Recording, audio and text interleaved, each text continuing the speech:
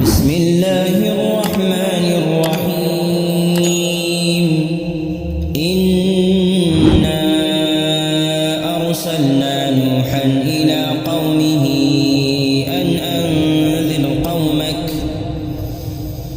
أنذر قومك من قبل أن يأتيهم عذاب أليم.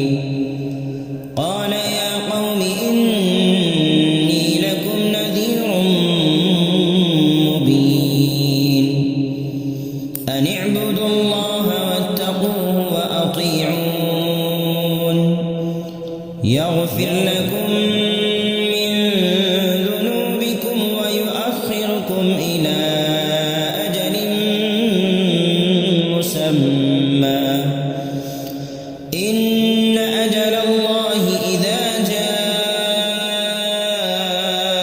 لا يؤخر لو كنتم تعلمون. قال رب إني دعوت قومي ليلا ونهارا فلم يزدهم دعائي إلا فرارا. وإني كلما دعوتهم لتغفر لهم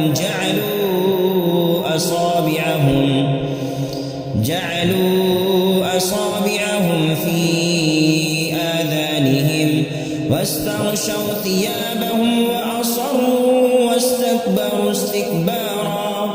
ثم إني دعوتهم جهارا ثم إني أعلنت لهم وأسررت لهم إسرارا.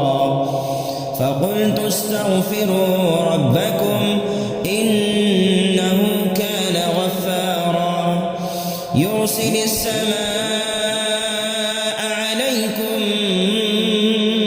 مدرارا ويمددكم بأموال وبنين ويجعل لكم جنات ويجعل لكم أنهارا.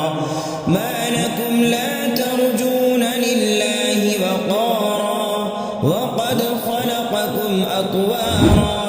ألم تروا كيف خلق الله سبع سماوات طباقا وجعل القمر فيهن نورا وجعل الشمس سراجا والله أنبتكم من الأرض نباتا ثم يعيدكم فيها ويخرجكم إخراجا.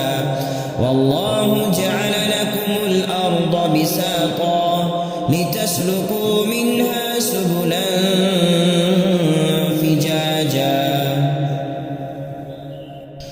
قال نوح رب إنهم عصوني واتبعوا من لم يزده ماله وولده إلا خسارا ومكروا مكرا كبارا. وقالوا لا تذرن آلهتكم ولا تذرن ودا ولا سواعا ولا يغوث ويعوق ونسرا وقد أضلوا كثيرا ولا تزد الظالمين إلا ضلالا مما خطيئاتهم أغرقوا فأدخلوا نارا فلم يجدوا لهم من دون الله أنصارا. وقال نوح رب لا تذر على الأرض من الكافرين ديارا إنك إن تذرهم يضلوا عبادك ولا يلدوا